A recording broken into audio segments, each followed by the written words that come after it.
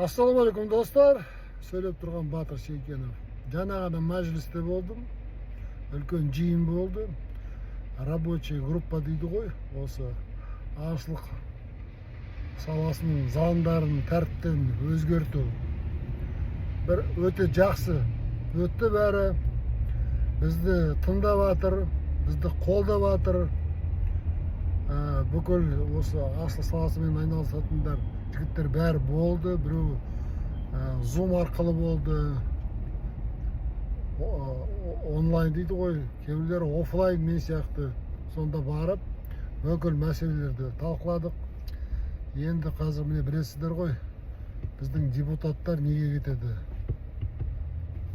Отпускке кетеді. Отпуск дегенде не ғой, каникул дейді, депутатский каникул дейді ғой.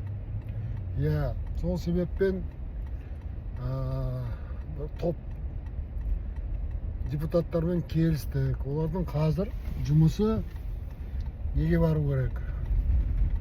Ауылдарға бару керек, аймақтарға бару керек. Ол жерде халықтың жағдайын білу керек, халықты тыңдау керек.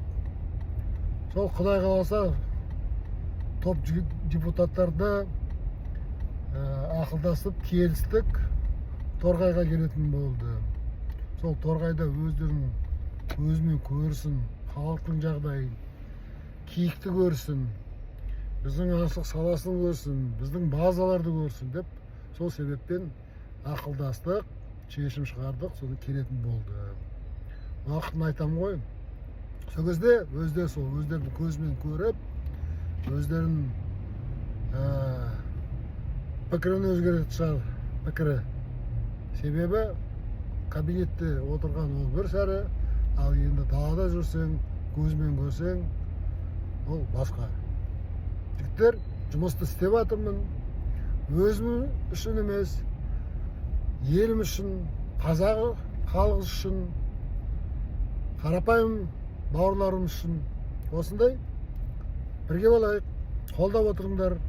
Депутаттарға мың рахмет. Қазір бізді тыңдап жатыр, қолдап жатыр. Осы жаңа депутаттар бір жақсы болды. Құдай қаласа өзгеріс көп болады. Аман болыңыздар.